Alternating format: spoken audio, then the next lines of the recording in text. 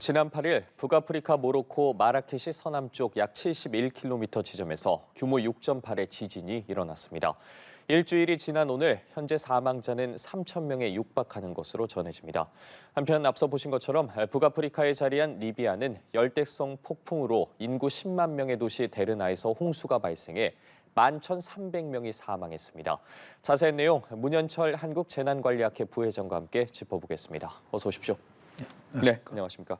먼저 모로코 강진 얘기부터 좀 해보도록 하겠습니다. 네. 규모 6.8, 120년 만에 최대 규모거든요. 네. 지난 2월 튀르키예에서 발생한 강진보다는 규모는 좀 작긴 합니다만 상당한 피해가 발생했습니다. 그렇습니다. 우리 경주 지진의 한 32배 정도 되는 규모의 지진이고요. 또 안타까운 것은 120년 만에 지금 발생된 큰 지진인데 이것은 아마 지진이 발생할 가능성을 충분히 예측할 수 있었다는 겁니다. 그 이유는 두 가지인데요. 하나는 그 유라시아판과 아프리카판이 충돌하는 지점에 있었다. 그럼에도 불구하고 지진이 120년 동안 없었다라고 하는 것은 계속적으로 유라시아판과 아프리카판이 응력이 미는 힘이 계속 축적되고 있었다는 거거든요. 이것은 언제든지 큰 지진이 발생할 수 있었다는 것을 의미하는데 대비하지 못하고 있었다라고 하는 것은 참으로 안타깝다 이렇게 평가하고 싶습니다. 예. 그리고 지진이 한번 일어나면 여진이 뒤따르기 마련인데 이미 4.9의 여진이 한번 있었습니다. 이게 뭐 수주에서 수개월까지 계속될 수도 있다고 하더라고요. 네, 보통 지진의 일생이 있습니다. 본진이 있고 나서 그 작은 지진이 계속 이어지는 걸 여진이라고 하는데요. 여진 먼저 있고 본진이 있고 여진이 있는 경우가 있지만 주로 본진이 큰 지진이 한번 일어나고 난 뒤에 여진이 일어납니다. 튀르키예 지진은 여진이 한 6,000번 있었고요. 우리 2017년에 있었던 포항 지진은 2019년까지 한 101회 정도, 2년 동안 101회 정도의 여진이 이렇게 있었습니다. 참 안타까운 일인데요. 이러한 그 지진에서 가장 큰 피해가 건축물입니다. 대부분의 참 지진이 많이 발생하는 곳들이 또 빈곤 국가이고 또 이렇게 지진이 많이 발생할 수 있음에도 불구하고 건축물들을 허술히 관리한다는 것. 특히 뭐 진흙집이나 벽돌 구조나 이런 것들은 지진에 매우 취약한데 이런 것들이 그 지진이 발생하는 그런 지진 잦은 지역들에서 건축물들이 그대로 이렇게 있었다라고 하는 것들이 큰 문제고요. 또 특히 이 모로코 지진은 또 밤 11시에 있었다는 거죠. 그래서 굉장히 큰 피해가 컸다 이렇게 평가하고 싶습니다.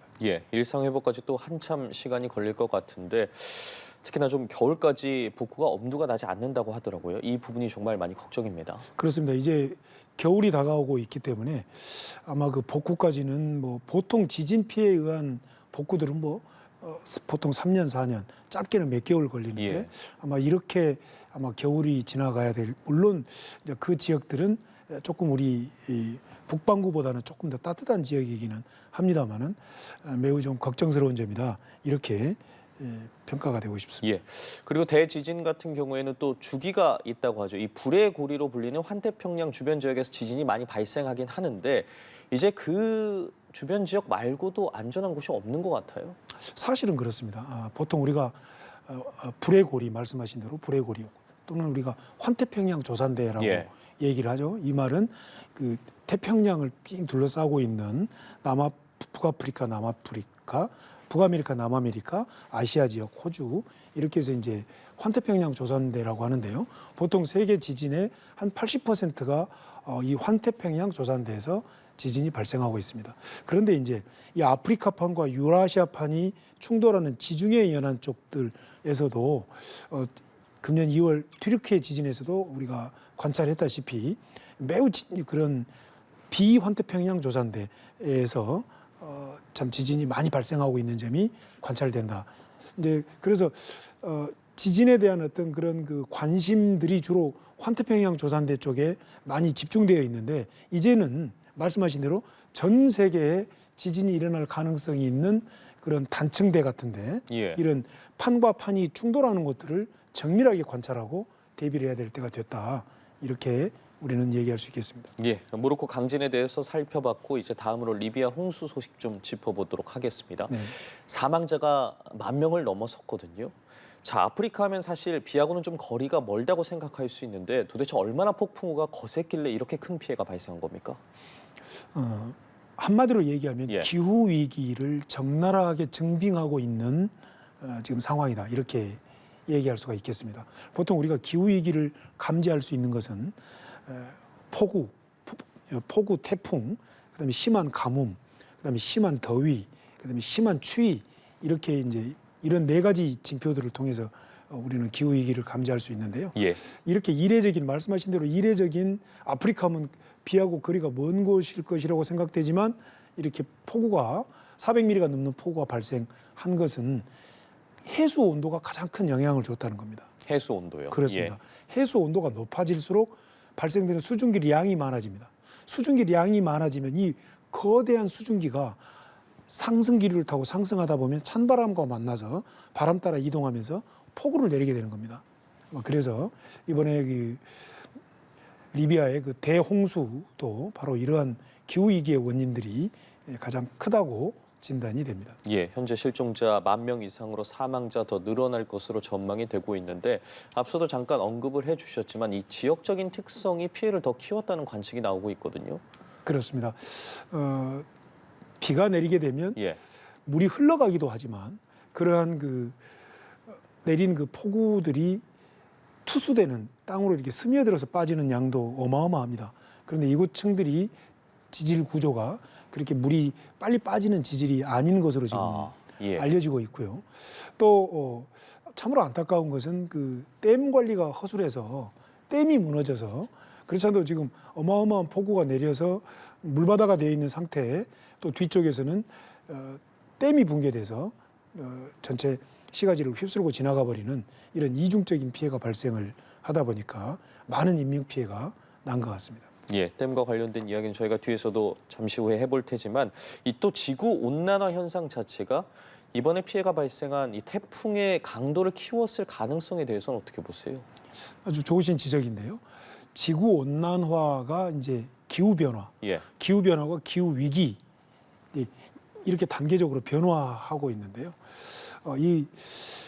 우리가 그 문명 생활을 하면서 발생시키는 배출하는 이 그 탄소가 기후 위기를 엄청나게 촉발시키고 있고 예. 이것이 바로 또 남극과 북극의 그런 빙하들을 높게 만들고 또한 해수면을 상승하게 하고 또 해수 온도를 상승하게 해서 이 지구의 기후 시스템을 지금까지 우리가 경험해왔던 것과는 전혀 다른 양상의 폭우와 태풍들이 만들어지고 있다. 대표적으로 우리가 2020년도에 경험했던 54일간의 폭우 장마를 생각하면 아마 우리가 상상할 수 있을 것입니다. 예. 지금 지구촌 곳곳에서 이런 이상 기후 현상들, 거대한 태풍, 거대한 폭우가 발생하고 있는 점들을 우리는 간과해서는 안 된다고 생각됩니다. 네, 이번 피해와 관련해서 앞서 언급해 주신 댐 이야기를 빼놓을 수가 없을 것 같습니다. 댐 두 곳이 붕괴가 되면서 정말 큰 피해가 발생을 했는데 이 댐이라는 게 사실 홍수를 좀 조절하기 위해서 만들어진 장치인데 그렇습니다. 이게 제대로 작동하지 않았다고 봐야 하는 겁니까?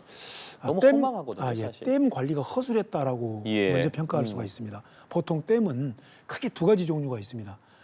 콘크리트로 이렇게 만든 콘크리트 댐이 있고 그다음에 점토와 흙과 자갈, 돌을 싸서 만든 사력댐이 있는데요. 주로 이제 사력댐이 건설비가 적게 들고 그래서 사력댐들이 많은데요. 이 사력댐들의 취약점이 한 가지가 있습니다. 그게 예. 뭐냐면 물이 넘치게 되면 원류라고 하는데요. 물이 넘치게 되면 넘치는 물과 함께 이런 그 자갈과 점토들이 흘러내려가면서 붕괴가 되어버립니다. 그래서 훨씬 많은 인명 피해를 발생한대요. 또 뭐 장점은 지진에 좀 강하다고 합니다. 근데 우리가 2002년 태풍 루사 때 강원도 강릉 쪽에서 이렇게 강릉 시내가 한 1m가 넘게 이렇게 물바다가 되어 있는 상태에서 2002년 8월 31일 0시쯤입니다. 이때 오대산 자락에서 강릉 시내를 향하고 있는 오봉댐이라는 댐이 있는데요. 예. 그 댐이 바로 터지기 직전이었습니다. 그런데 기적적으로 한 10cm 남겨두고 비가 멈췄습니다. 그때 만약에 그때 오봉댐이 터졌다면, 오봉댐이 붕괴됐다면 지금 리비아와 똑같은 상황으로 강릉 시내를 전부 다 몰고 동해 바다로 밀고 가버렸을 것이다. 아마 그래서 그 후에 우리나라에서는 모든 댐을 건설할 때 초과 강수량을 넘어설 때를 대비해서 여수로 건설을 하고 있습니다. 예. 여수로 건설이 다 끝났고 신규 댐들을 만들 때는 반드시 충분한 양의 물을 빼낼 수 있는 수문을 열어서 물이 빠져나간 것보다도 더 많은 비가 왔을 때를 대비해서 강제로 물을 빼낼 수 있는 여수로 공사가 대부분 다 구축이 되어 있는데요. 리비아 같은 데는 아마 그런 그 정치적으로도 무정부 상태이고 예. 그렇기 때문에 이런 댐 관리가 전혀 안 되어 있는 것으로 진단됩니다. 예, 우리도 아찔한 상황이 있었는데 앞서 잠깐 언급해 주신 것처럼 정치적 문제로 인해서 기상예보가 정상적으로 작동하지 못했다고 하더라고요. 이건 무슨 이야기입니까? 그렇습니다. 세계 해외 예. 재난 현장을 분석을 해보면요. 정치적으로 안정이 안 되어 있는, 더 나아가서는 리비아처럼 무정부 상태랄지 이런 곳에서는 결국 시민들이 보호받지 못합니다. 예. 이 대목에서 우리는 이럴 때를 대비해서 만들어진 국제기구가 있습니다. 1972년에 유엔 산하에 유엔 재난관리국을 만들었는데요.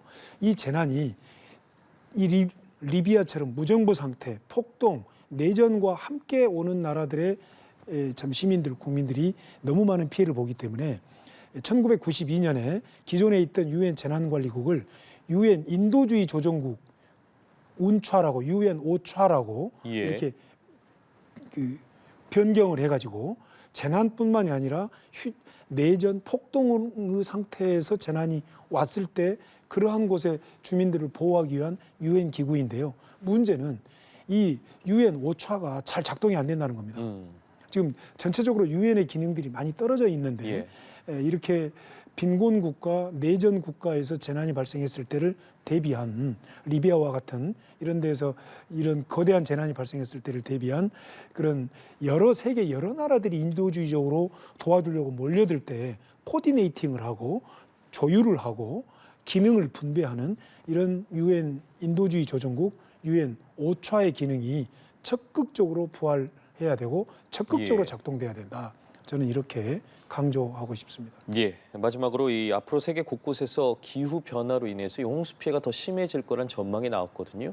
절대 간과할 수 없는 부분인 것 같아요. 그렇습니다. 이미 기후 위기는 기후 변화를 넘어서서 기후 위기에 들어서 있고 이 기후 위기는 우리 인류가 문명 생활을 위해서 어쩔 수 없이 배출한 탄소들이 가장 큰 영향이라고 생각합니다. 적극적으로 탄소를 흡수할 수 있는 생태 기반적 숲을 조성하고 또 생태 기반적 탄소를 흡수하는 시스템들을 많이 구축해서 또 기후 탄소 배출을 줄이고 해서 이런 그 기후 위기로부터 우리의 인류의 삶을 보호할 수 있는 이런 전 인류적 기후 위기 대응 운동들이 전 지구적으로 전 세계적으로 일어나야 된다. 저는 이렇게 강조 말씀을 드리고 싶습니다. 예, 알겠습니다. 아프리카 모로코와 리비아에서 발생한 재난과 관련해 지금까지 문현철 한국재난관리학회 부회장과 이야기 나눠봤습니다. 말씀 고맙습니다. 네, 감사합니다.